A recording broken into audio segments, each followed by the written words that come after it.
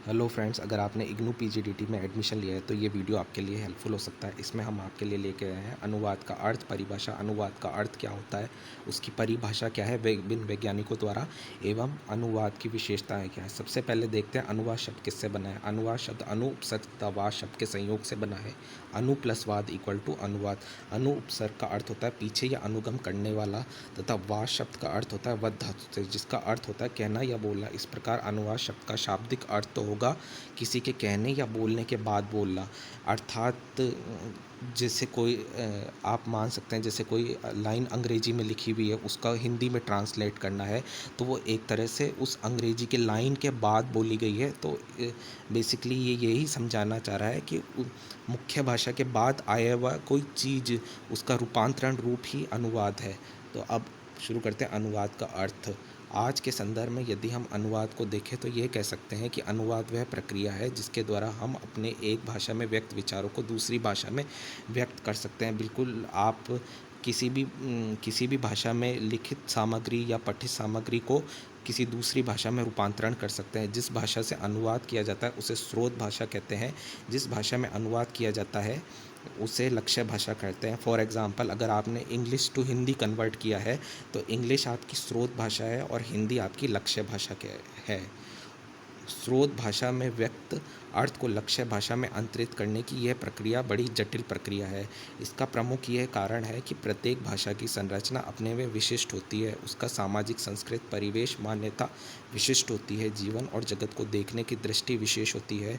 हर भाषा एक ही भौतिक सत्य को अपने अपने ढंग से भाषा में अभिव्यक्त प्रदान करती है। अतः अनुवादक में एक भाषा में व्यक्त अर्थ को दूसरी भाषा में व्यक्त करना इतना आसान नहीं होता। जो भी अनुवादक होता है उसमें ये गुण होने चाहिए कि वो एक भाषा को दूसरी भाषा में ठीक उसी प्रकार व्यक्त कर सके जो भाव वो स्रोत भाषा समझाना चाह रही है। जैसे कि आपने हिंदी में किसी के लिए अनुवाद किया, आज हमारे यहाँ मेहमान आए, आज हमारे यहाँ मेहमान आ गए, आज हमारे यहाँ मेहमान आ धमके, आज हमारे यहाँ मेहमान आ मरे। तो इसमें पॉइंट 3 और 4 आप से देख सकते हैं ये अर्थ का अनर्थ भी कर देती है।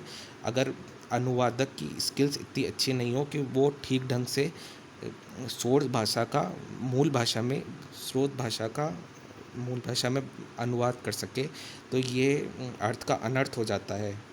हिंदी के इन सभी वाक्यों में यद्यपि मुख्य अर्थ तो एक ही है, लेकिन फिर भी सभी वाक्यों में अर्थ के स्तर पर सूक्ष्म अंतर है। वाक्य 3 में वक्ता की मेहमानों के आने के प्रति अनिच्छा व्यक्त हो रही है तथा वाक्य 4 में यह अनिच्छा अपनी चरम सीमा पर जा पहुंची है। जैसा कि आप देख सकते हैं, अगर आपने अंग्रेजी से ये अनुवाद कर दिया तो इसमें ये आपकी अनिच्छा प्रतीत हो रही है और इससे ये अर्थ का अनर्थ होता है। इसलिए अनुवादक को चाहिए कि वो बिल्कुल सरल तरीके से मूल भाषा को पढ़ के उसका अनुवाद करे। अब विभिन्न वैज्ञानिकों द्वारा अनुवाद की क्या क्या परिभाषा है। तो ये 3 बड़े वैज्ञानिक हुए हैं ट्रांसलेशन के स्तर पर, नाइडा, न्यूमार्क और हेलिडो। इन्होंने अनुवाद की अलग अलग परिभाषा दी है। नाइडा ने सन 1969 में अनुवाद की परिभाषा दी। अनुवाद का तात्पर्य है स्रोत भाषा में व्यक्त संदेश के लिए लक्ष्य भाषा में निकटतम सहज समतुल्य संदेश को प्रस्तुत करना। समतुल्य यानी समान भाव वाला, मतलब जो जैसे आपने अभी एग्जाम्पल देखा, हमारे यहाँ मेहमान आदम के, वो एक समान भाव नहीं है। तो वो समान भाव स्थिर करने के लिए स्रोत भाषा को अच्छे से पढ़ना ज़रूरी है। यह समतुल्यता पहले तो अर्थ के स्तर पर होती है, फिर शैली के स्तर पर। तो इसमें आपको पहले उसका अर्थ भी समझना पड़ता है और उसकी शैली भी समझनी पड़ती है। फिर है न्यूमार्क की परिभाषा। अनुवाद एक ऐसा शिल्प है जिसके एक भाषा में व्यक्त संदेश के स्थान पर दूसरी भाषा के उसी संदेश को प्रस्तुत करने का प्रयास किया जाता है। बेसिकली न्यूमार्क ने ये कहा है कि अनुवाद के द्वारा एक व्यक्ति दूसरी भाषा के उसी जो मूल भाषा में जो संदेश है उसे दूसरी भाषा में एक कन्वर्ट कर देता है और जो मूल संदेश है वो उस भाषा में प्रस्तुत करने का उसमें प्रावधान रहना चाहिए। मतलब जो मूल भाव है वो जो स्रोत भाषा में प्रकट हो रहा है वही लक्ष्य भाषा में प्रकट होना चाहिए। अब हेलिडो की परिभाषा है। हेलिडो ने कहा है अनुवाद एक संबंध है जो दो या दो से अधिक पाठों के बीच होता है। ये पाठ समान स्थिति में समान प्रक्रिया संपादित करते हैं। अनुवाद दो भिन्न भाषाओं के बीच होने वाली एक भाषिक प्रक्रिया है। सब हेलिडो ने कहा है अनुवाद एक संबंध है जो दो या दो से अधिक पाठों के बीच होता है। ये पाठ समान स्थिति में समान प्रकार्य संपादित करते हैं। मतलब इनका अर्थ ये है कि जो भी मूल भाषा है और लक्ष्य भाषा है उनमें समानता होनी चाहिए, उनके अर्थ में समानता होनी चाहिए। तो अब हम अनुवाद की विशेषताएं देखते हैं। अनुवाद दो भिन्न भाषाओं के बीच होने वाली एक भाषिक प्रक्रिया है। जैसे अंग्रेजी से आपने हिंदी में रूपांतरण किया तो ये दो भाषा इसमें प्रयुक्त हो गई है, तो इस प्रकार ये एक भाषिक प्रक्रिया हो गई है। जिस भाषा से अनुवाद किया जाता है उसे स्रोत भाषा कहते हैं तथा उसके पाठ को स्रोत भाषा पाठ या मूल पाठ, तथा जिस भाषा में अनुवाद किया जाता है उसे लक्ष्य भाषा कहते हैं या उसके पाठ को लक्ष्य भाषा पाठ कहा जाता है। फॉर एग्ज़ाम्पल आपने अंग्रेजी से हिंदी में जब अनुवाद किया तो अंग्रेजी आपकी मूल भाषा हो गई, स्रोत भाषा हो गई और लक्ष्य भाषा हिंदी हो गई। लक्ष्य भाषा पाठ को ही अनुदित पाठ भी कहा जाता है।